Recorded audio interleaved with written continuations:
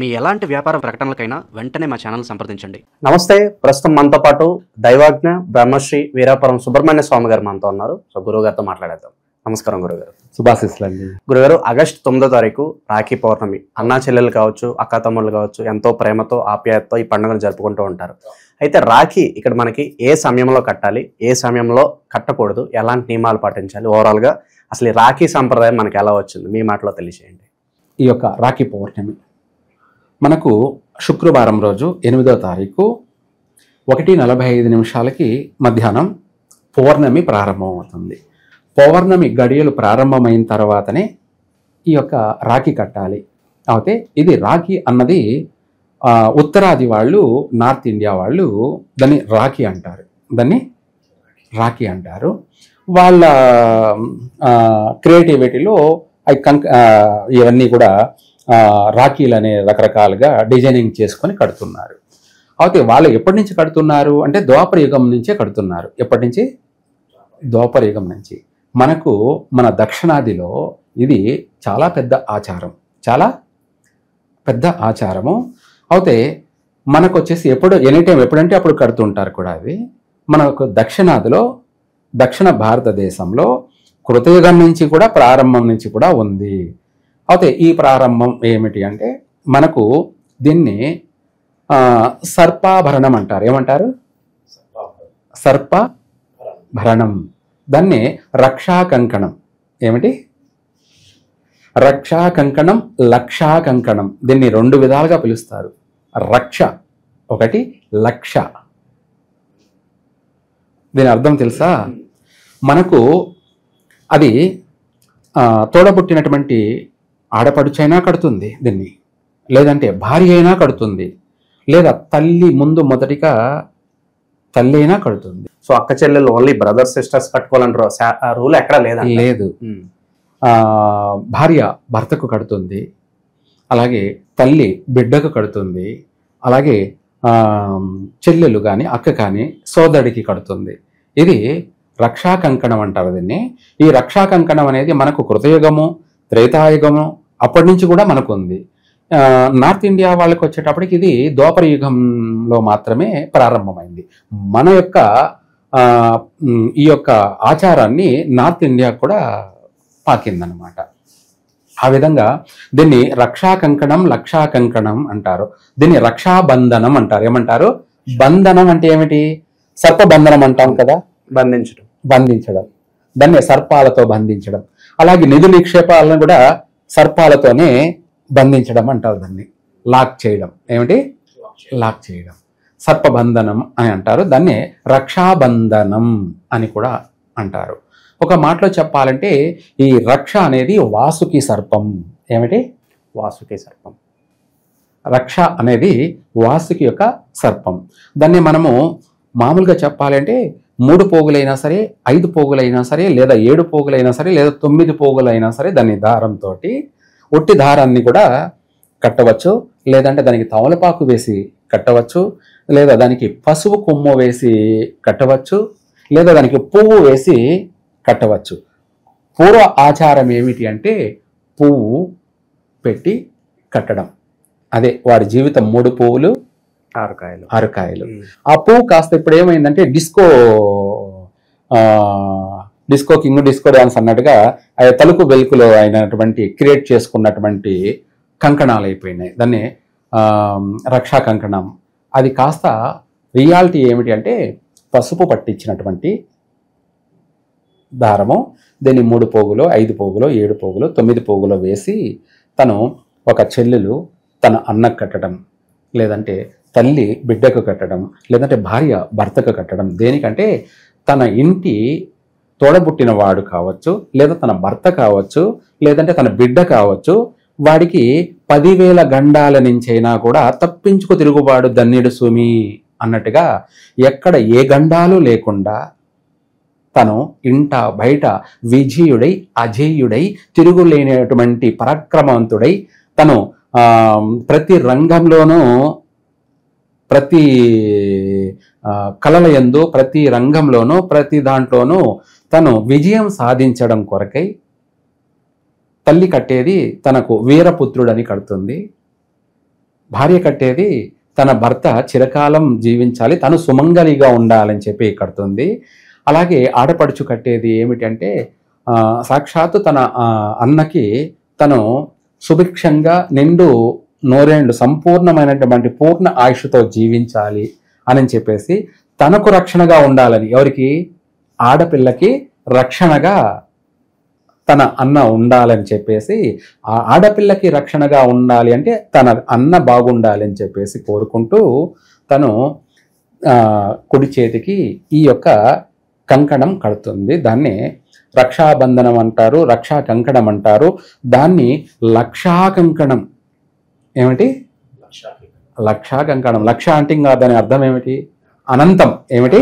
కంకణంలో కూడా అది అనంతమైనటువంటి రక్షా కంకణము అని చెప్పేసి, రక్షా కంకణం లక్షా కంకణమస్తు అని చెప్పేసి దాంట్లో తన ఇంటి ఏది ఏమైనా కానీ ఆ ఇంటి వంశం నిలబడడం కోసం తనకు 10,000 గండాలైనా దినదిన గండాలైనా ఆటంకాలైనా ఎటువంటి అవరోధాలైనా ఎటువంటి కీడు కలగకుండా ఎటువంటి విష ప్రయోగాలు జరగకుండా, అంటే పాములు కరవడం కానీ తేళ్లు కరవడం కానీ జర్రి విష పురుగులు కాటు నుంచి కానీ ఎటువంటి భూత ప్రేత పిశాచ రాక్షసాది దోషాలు వాళ్ళకు సోకకుండా, నరదృష్టి అంతకంటే మించి నరదృష్టి అనేది వాళ్లకు తగలకుండా, శత్రువులు ఏం చేసినా కూడా వాళ్లకు ఏమీ కాకుండా ఉండడానికి కట్టేటువంటి కంకణమే రక్షా కంకణం. అలాగే రక్షాబంధనం, లక్షా కంకణం 3 విధాలుగా ఈ కంకణాన్ని కట్టడం జరుగుతుంది. ఆ కంకణం కట్టిన 100% వాళ్ళ జీవితమే మారుతుంది. వాళ్ళ జీవితమే మారుతుంది. ఎలాంటి సందర్భాల్లో ఈ రక్ష కట్టిన తర్వాత ఫలితం అనేది ఉండదంటారు? ఎలాంటి తప్పులు చేయడం ద్వారా ఫలితం ఉండదంటారు? మంచి మాటే అడిగారు. కాబట్టి ఈ రక్షా కంకణం కట్టినప్పుడు వాళ్ళు వాస్తవంగా చెప్పాలంటే మాంసాహారం తినకూడదు, ఒట్టి స్వీట్ మాత్రమే, తీపి మాత్రమే తినాలి. ఒకటి అంటే ఈ కట్టుకున్న ఆనందాల్లో వీళ్ళు ఏం చేస్తారంటే ఇప్పుడు వెంటనే ఆ బీరు బిర్యానీ పార్టీకా లాగా వెళ్ళిపోతున్నారు అనమాట. 100% ఆ విధంగా చేసిన వెంటనే ఆ రక్షణ కంకణం అనేది నిర్వీర్యమైపోతుంది, అంటే కోల్పోతుంది, దాని శక్తి కోల్పోతుంది. మనము ఆ కంకణానికి పసుపు ఎందుకు పట్టించాము? అది పాజిటివ్. ఏమిటి? పాజిటివ్. తనలో ఉన్న నెగటివ్ని, దరిద్రాన్ని తీసేస్తుంది. దరిద్రాన్ని తీసేస్తూ తనకు 10,000 శుభాలు, ఇదే కదా 1,00,000 శుభాలు కలగాలని చెప్పేసి పసుపు పట్టించి ఆ దారాన్ని చేతికి చుట్టి కట్టడం వల్ల తన శరీరానికంతా కూడా రక్షణ. ఇప్పుడు ఒక ఇంటికి ప్రహరీ ఎందుకు కడతారు? ఆ ఇంటికి ఆ ప్రహరీ రక్షణ. ఎటువంటి వాస్తు దోషాలు కావచ్చు, ఎటువంటి నెగటివ్ కావచ్చు, ప్రహరీ బయటే ఆగిపోతాయి, ఇంటి దాకా రాలేవు. అట్లాగే ఒక మనిషికి వస్త్రం ఏమిటి అంటే రక్షణే. అది కూడా అలంకరణ, రక్షణ, అందము 3 విధాలు కూడా. ఈ రక్షా కంకణం ఏంటంటే తనకు తెలియనటువంటి ఎటువంటి నెగటివ్ అయినా కూడా, తనలో ఉన్న చెడులు ఎన్ని చెడు దోషాలు ఉన్నా కూడా పోయి మంచి బుద్ధి కలగాలి, మంచి ఆలోచన కలగాలి, అందరికీ మంచే చెయ్యాలి. అటు కుటుంబానికైనా కానీ అలాగే బయట వాళ్ళకైనా కానీ ఎవరికైనా కూడా తను మంచి నడవడిక, మంచి చెయ్యాలని చెప్పేసి, తాను మంచిగా ఉండాలి, 10 మందికి మంచి చెయ్యాలని చెప్పేసి కట్టే కంకణం అదనమాట. దాన్నే లక్షా కంకణము. లక్షా కంకణం. తను బాగుంటాడు, తను సంతోషంగా ఉంటాడు, తను ఆర్థిక పరంగా బాగుంటాడు, ఆరోగ్యపరంగా బాగుంటాడు, ఎటువంటి రాబోయే ఉపద్రవాలన్నింటినీ కూడా తప్పించుకుంటాడు. ఉపద్రవాలు అంటే ప్రమాదాలు, వీటన్నిటి నుంచి తప్పించుకుంటాడు. నరదృష్టి అనేది వాడికి సోకదు, తగలదు. ఎవరు ఎటువంటి చెడు ప్రయోగాలు చేసినా కూడా అవి పటాపంచలైపోతాయి. ఆ పసుపు కంకణం అన్నమాట అది. అది అత్యంత 1,00,000 శుభాలను వానికి కలగచేస్తూ ఉంటుంది. వాడు అందరినీ కాపాడుతూ ఉంటాడు, వాడు ఆర్థిక పరంగా బాగుంటాడు, వాడి శరీరంలో గ్లో మారిపోతుంది. మనిషిలో చీడలు పీడలు ముచ్చుముఖంతో ఉన్నవాడు కూడా నవ్వుతూ ఆ ఫేస్లోనే కళ మారిపోతుంది, సంతోషంగా ఉంటాడు, ఆనందంగా ఉంటాడు, ఆరోగ్యంగా ఉంటాడు, సంపూర్ణ ఆయుష్తో జీవిస్తాడు. వాడు 10 మందిని కాపాడతాడు, 10 మందిని కాపాడుతాడు. ఇది ఆ కంకణం యొక్క శక్తి, ఆ కంకణానికి ఉన్నటువంటి ఒక ఎనర్జీ, పాజిటివ్ ఎనర్జీ. దాన్ని అన్ని విధాల కలిపి లక్షా కంకణం, లక్షాబంధనం. ఇక విశేషంగా మనకి ఆగస్టు 9వ తారీఖున రాఖీ కట్టడానికి మంచి ముహూర్తం ఏదంటారు? ఏ టైంలో కట్టాలి గురువు? చాలా మంచి విషయమే. శుక్రవారం. వారాధిపతి శుక్రుడు. శుక్రుడు అంటే భోగ భాగ్యాలకు అధిపతి, భోగ భాగ్యాలకు అధిపతి. అలాగే పట్టిందల్లా బంగారం, శుక్ర మహాదశ అన్నట్టుగా అనుకోండి, కానీ వారం శుక్రవారం. అలాగే మనకు చాలామంది ఏం చేస్తారు అంటే ఎప్పుడు పడితే అప్పుడు కడుతుంటారు. అలా కాకుండా దాన్ని గుడ్ టైం అంటాం కదా. శుక్రవారం రోజు సాయంత్రం 5 తర్వాత 6 లోపల కడితే విశేషమైనటువంటి లక్ష్మీయోగం కలుగుతుంది. ఎవరికి? ఆ కట్టించుకున్న వాడికి. లేదంటే ఇంకా తర్వాత అయినా కట్టొచ్చు, కానీ 4 నుంచి 5 వరకు ఆ మధ్యలో కట్టకూడదు. సరే, అది పక్కన పెట్టేస్తే అత్యంత లక్ష్మీ యోగం కలగాలి అంటే సాయంత్రం 5 గంటల నుండి 6 లోపలే ఈ యొక్క రక్షా కంకణం కట్టినట్టు అయితే కట్టినందుకు కట్టినటువంటి చెల్లెలికి, అక్క కావచ్చు, చెల్లెలు కావచ్చు, భార్య అయినా కావచ్చు, తల్లి అయినా కావచ్చు, ఆ కట్టినందుకు వాళ్ళకు విలువ వస్తుంది. కట్టించుకున్నందుకు వీడికి యోగం కలుగుతుంది, లక్ష్మీ యోగం కలుగుతుంది. గురుగారు, అలాగే కట్టిన తర్వాత సాధారణంగా అన్నయ్య కావచ్చు, తమ్ముడు కావచ్చు, డబ్బులో లేదంటే ఏదో బహుమతో ఇస్తాడు. అసలు శాస్త్రం ప్రకారం ఏది ఇస్తే వాళ్ళకి బాగుంటుంది అంటారు? ఈ రోజుల్లో ఏమిచ్చినా తీరదు వాళ్ళకి. ఒక మాటలో చెప్పాలంటే నేనే నా చెల్లెల ఆస్తి. అర్థమైందా? తనకు చెప్పాల్సిన మాట ఏంటంటే, నేను శాశ్వతంగా నేను ఉన్నంత వరకు ఎప్పటికీ నీకు నేను రక్షణ తల్లి, నేనే నీ ఆస్తి, నేనే నీ సంపద, భరోసా ఇవ్వాలంటారు. నేనే నీ సంపద. అంటే ఏమిటంటే, కలలోనైనా సరే చెల్లెలికి, అక్క అయినా సరే, చెల్లెలైనా సరే, లేదా భార్య అయినా సరే, తల్లి అయినా సరే, కలలోనైనా నీకు కష్టం రాకుండా నేను చూసుకుంటాను, కలలోనైనా కష్టం రాకుండా నేను చూసుకుంటాను. ఒకసారి ఈ రోజున ఆమె కట్టిందని చెప్పేసి 500, 1000 రూపాయలు ఇచ్చేసి దులిపేసుకుంటారు. అది కాదు. అతని కలలోనైనా కూడా తనకి కష్టం రానికుండా, కష్టం కలిగించకుండా, ఎటువంటి కష్టాన్నైనా కూడా తను ఉండి దాన్ని పరిష్కరించడమే జీవిత కాలము కూడా ఇచ్చే ఆస్తి. అదే అనంతమైన సంపద, అన్ని విధాల రక్షణ. ఇప్పుడు ఏం చేస్తున్నారంటే, ఏదో 500, 1000 రూపాయల కాలం 2000 తీసుకో ఏదో ఒకటి అని చెప్పేసి ఇచ్చేసి ఆ తర్వాత మళ్ళీ నువ్వెవరు అనే విధంగా అయిపోయిందన్నమాట.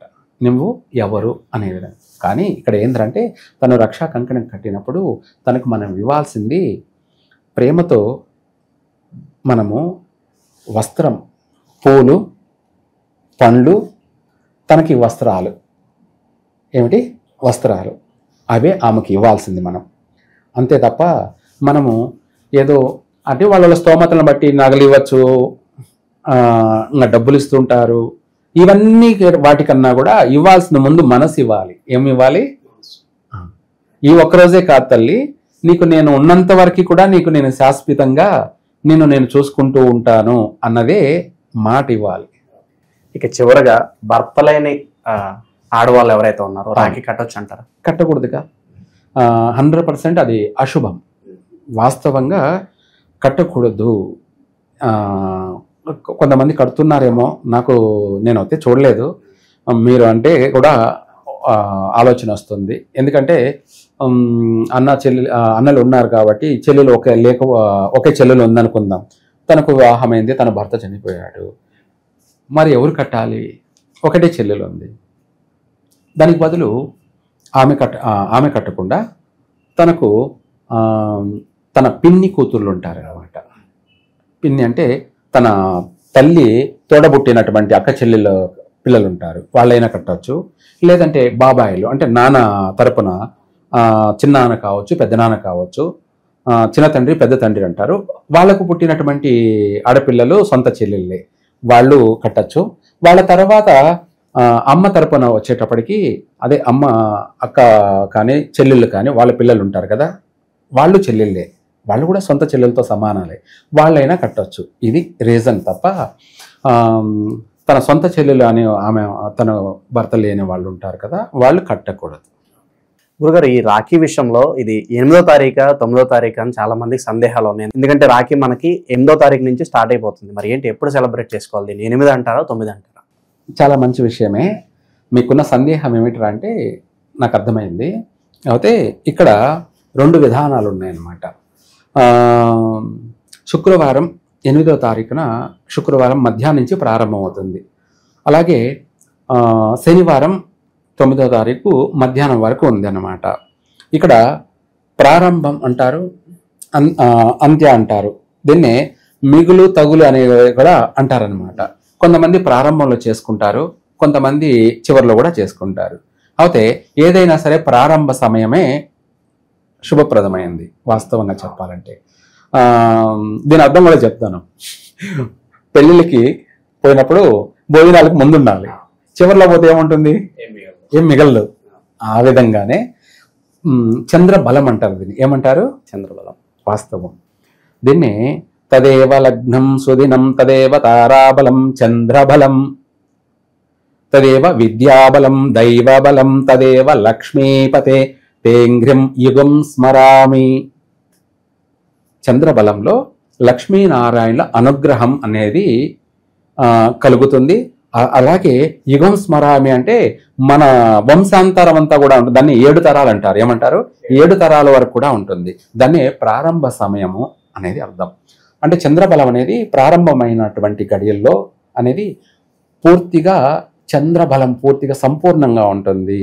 అందుకనేసి ప్రారంభంలో కట్టినట్టయితే చాలా బాగుంటుంది. మనకు కుదరని పక్షాన దీంట్లో కూడా కొన్ని లెక్కలు ఉంటాయన్నమాట. తన చెల్లెలే రక్షాబంధన కట్టాలి. సపోజ్ తను ప్రకృతి ప్రకారంగా నెలసరి అయ్యి ఆ రోజుకి 4వ రోజు 3వ రోజు ఇలాంటివి 5వ రోజు కట్టొచ్చా లేదా సందేహం. అటువంటి వాళ్ళకి సెకండ్ ఆప్షన్ ఏమైందంటే 9వ తారీఖు శనివారం రోజు ఉదయం కట్టచ్చు. ఆ ఉదయం ఎప్పుడు అంటే పౌర్ణమి అంత్య గడియలు అంటారు దాన్ని, వెళ్ళిపోతున్న సమయాలు. ఉదయం వచ్చేసి 7 గంటల నుంచి 8 వరకు శుభ సమయం ఉంది. ఆ సమయంలో కట్టచ్చు, చాలా బాగుంటుంది. అది కుదరని పక్షాన 10 తర్వాత 12 లోపు ఎప్పుడైనా కట్టచ్చు ఉదయం. మళ్ళీ రాహుకాల సమయంలో కాకుండా, రాహుకాలం అనేది శనివారం రోజు ఉదయం 9 నుంచి 10:30 వరకు ఉంటుంది. అయినా పర్వాలేదు. ఆ సమయం అనేది 9 నుంచి 10 వరకు చాలా బాగుండదు. 10 తర్వాత 12 వరకు కూడా ఈ రాఖీని రక్షాబంధన కట్టవచ్చు. ఉదయం 7 నుంచి 8 లోపు, తర్వాత 10 నుంచి 12 లోపు. ఇంకా కూడా కుదిరితే ఉదయం తెల్లవారుజామునే 5 గంటలకి కట్టినట్టు అయితే ఇంకా విశేషమైనటువంటి కట్టించుకున్న వాళ్ళకి 10,000 శుభాలు కలుగుతాయి. 10,000 శుభాలు కలుగుతాయి. శనివారం రోజు 9వ తారీఖు పౌర్ణమి. ఇది ఏమిటి అంటే చివరి గడియలు అంటారు వీటిని. తిరిగి వెళ్ళిపోతున్నటువంటి సమయం కాబట్టి ఆ సమయంలో కూడా కట్టుకోవచ్చు. మెయిన్ శుక్రవారం సాయంత్రం కట్టవచ్చు. అయితే మనకు లెక్కల ప్రకారం ఏమిటి అంటే సూర్యోదయానికి ఏ తిథి ఉంటే ఆ రోజు మాత్రమే వర్తిస్తుంది. ఇది వాస్తవమే. కానీ సూర్యోదయానికి మనకు తిథి అనేది మనకు సూర్యోదయం తర్వాత వెళ్ళిపోతున్నది అనుకోండి, అది వెళ్ళిపోతున్న సమయమే, దాని శక్తి ఉండదు. ఏమిటి? శక్తి ఉండదు. ప్రారంభంలో ఉన్నంత శక్తి వెళ్ళిపోతున్న చివరి సమయాల్లో ఉండదన్నమాట. అందుకనేసి ప్రారంభం శుక్రవారం, అలాగే మంచి శుక్రవారం అనేది చాలా మందికి కలిసే వస్తుంది. ఈ కంకణం కట్టడం కూడా శుక్రవారం కట్టడం అనేది చాలా విశేషంగా ఉంటుంది. రెండోది, మనము అక్కడ తను మనకు రక్షణ కడుతుంది కాబట్టి చెల్లెలికి మనము ఏదైనా సరే వస్త్రము, తనకు ఎవరైతే వాళ్ళు జాకెట్లు లేదా చీర లేదా అది కాకపోతే ఇప్పుడు కట్టుకునే మోడర్న్ ఉన్నాయి కాబట్టి వాళ్ళకి కావాల్సిన బట్టలు, దాంతోపాటు తాంబూలము, పండ్లు, పూలు 100% ఇది చెయ్యాలి. సో రాఖీ ఏ సమయంలో కట్టాలి, ఎలాంటి నియమాలు పాటించాలి, ఓవరాల్గా రాఖీ పౌర్ణమి గురించి ఎన్నో విశేషాలు మాకు తెలియజేశారు గురుగారు. ధన్యవాదాలు. సర్వే జన సుఖినో భవంతు.